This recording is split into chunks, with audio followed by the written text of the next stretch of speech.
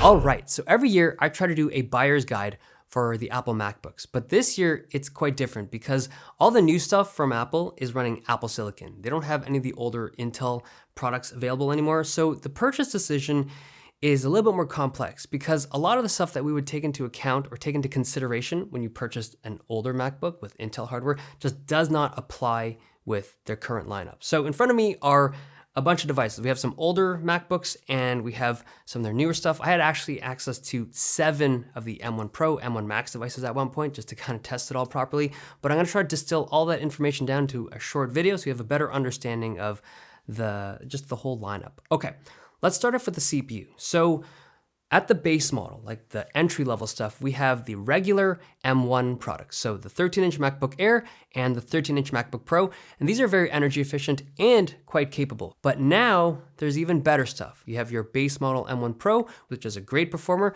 but then you have the best performers, the 10-core M1 Pro and the 10-core M1 Max. Now those two benchmark the same when it comes to just CPU benchmarks, but the M1 Max has access to more memory, faster memory bandwidth, and access to better GPUs. But in terms of a CPU choice, for the vast majority of people out there, that 8-core M1, like the entry-level product from Apple, can do so much stuff. If you're into music production, or if you're an Xcode developer, you're just getting awesome performance with the base models. Now, that's not to say that if you upgrade, you don't see a boost, right? Obviously, if you go for the 10-core stuff, it's better, but if that's your budget, if you can only look at like, $1,200, $1,300, I wouldn't sweat it. You're getting great value out of these products, like the 13-inch MacBook Air and the 13-inch MacBook Pro. Now for video, photo, and 3D work, the workflows do get faster as you add more cores to them, but they're also quite dependent on GPU configuration. So we'll get into that in a little bit. Now I want to move this conversation over to memory because memory, I think, is the most important conversation to be had about configuring these devices. Because all the stuff that we've had in our heads of like what we need for our workflows, you just toss that out the window. So as an anecdotal story, for the stuff that I do for work, like any of the CAD stuff I do for work or any of the stuff I do for YouTube, like video editing, I've always wanted 32 gigs or more. Some of the stuff I need 64, but 32 gigs at a minimum. So any system I've ever built for my personal use, including Intel MacBooks, 32 gigs like for the past couple of years, 32 or more. M1 products are they're just built different. So at the base models, so the 13-inch MacBook Air, 13-inch MacBook Pro, these start off at 8 gigs of RAM, which in the PC world is laughable. Like that's an offensive amount of memory that is shipped with the system, right? You'd be like, 8 gigs? What are we doing here? But 8 gigs on this architecture is great. The upgrade to extra memory is $200. It's pretty significant. And from my tests, most people will not use more than 8 gigs of RAM. If you're a student, you're picking this thing up for school and you don't have any kind of specialized tasks you have in mind, you're just using it for regular computing, you do not need the 16 gigs of RAM. It's the weirdest thing to say, right? You only need 8 gigs of RAM. But you truly don't when it comes to the M1 products. However, if you are doing any kind of professional application, even if you're doing it at like a kind of hobbyist level, you do benefit from more memory. But unless you're pushing your system hard every day, like that's your job or that's your career, then I would skip on that extra memory upgrade.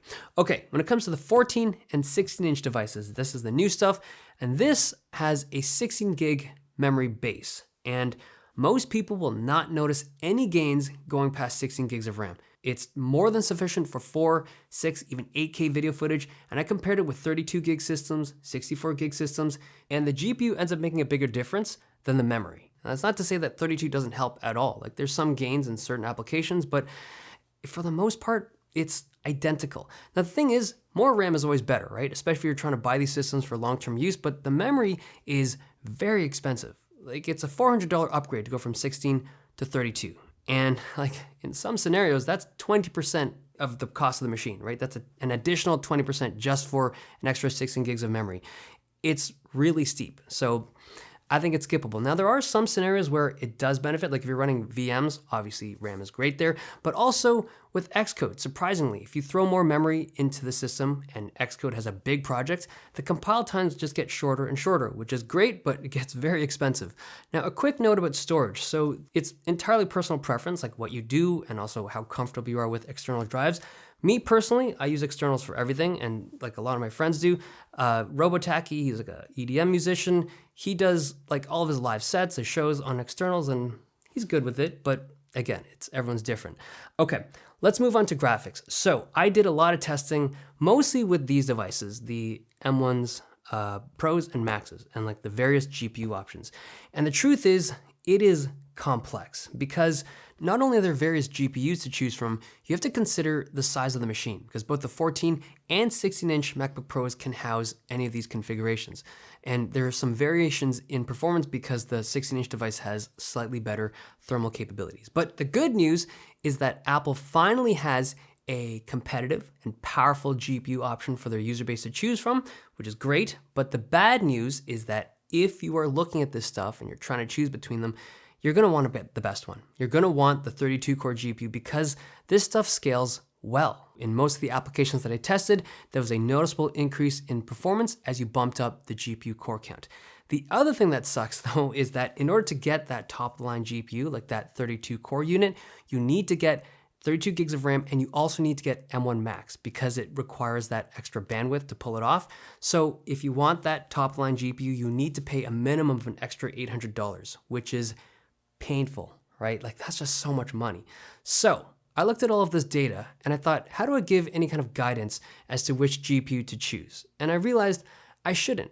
Like you know better than anybody else which GPU is right for you, depending on your budget and what you're trying to do. Like you don't want to listen to a YouTube channel or some kind of publication that says, buy this one or don't buy that one, because you know better than they do what you actually want, right? Like how valuable is saving 10% on a render or like 15% on a build time?